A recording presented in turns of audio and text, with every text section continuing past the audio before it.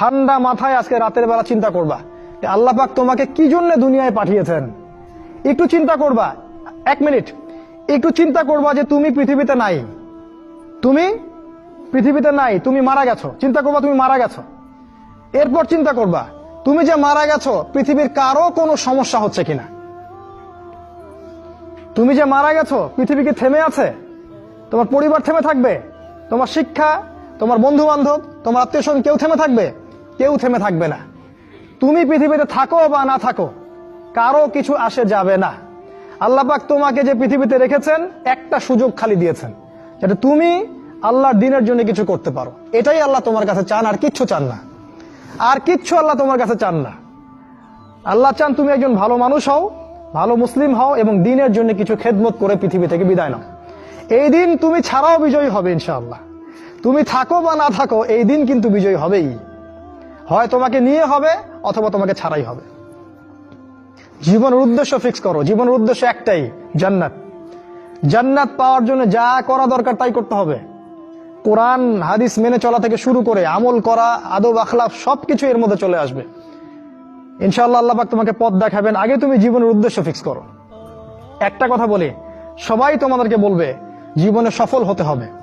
অনেক কথা আমি বলছি আমার ব্যক্তিগত অভিজ্ঞতা থেকেই বলছি। আল্লাহ পাক আলহামদুলিল্লাহ ফার্স্ট সেকেন্ড ছাড়া রেজাল্ট আমাদের হতো না। যখন থেকে আমরা বুঝতে পেরেছি যে ট্র্যাকে আমরা যাচ্ছি সে ট্র্যাকটা ভুল, সেই ট্র্যাকটা ভুল, এই বুঝটা যখন থেকে আসছে আমাদের মধ্যে, আমরা চেষ্টা করছি অন্যদেরকে আমাদের শিক্ষা দিয়ে সচেতন করার জন্য।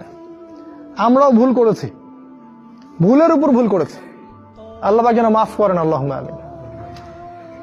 সাফল্যের সংজ্ঞা শেখানো হতো আমাদেরকে পরিবার থেকে। সফল হতে হবে বাবা, নিজের পায়ে দাঁড়াতে হবে, বাবাকে দেখতে হবে, মাকে দেখতে হবে, অমুক তমুক ইত্যাদি ইত্যাদি। বিয়ে করবি কি নিয়ে, তোর তো কিছুই নাই, বলে নাই কথাগুলো আপনাদেরকে। চাকরি বাকরি করতে হবে, প্রতিষ্ঠিত হতে হবে।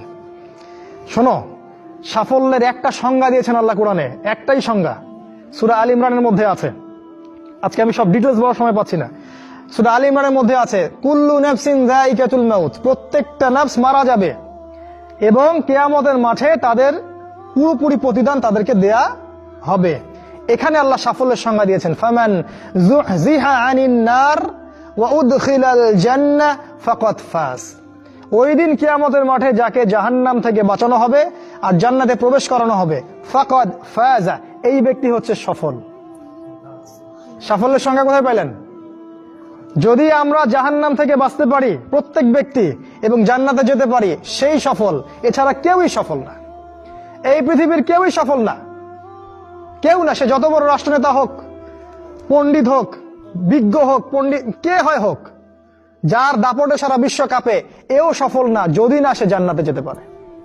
কিন্তু একজন এই ভ্যান চালক, এক রিক্সা চালক, এক আমার ওই গরিব চাচা, ওই কৃষক, সে যদি হিসাব দিয়ে জান্নাতে যেতে পারে সে সফল। তিনি সফল, তিনি আল্লাহর কাছে পছন্দের বান্দা।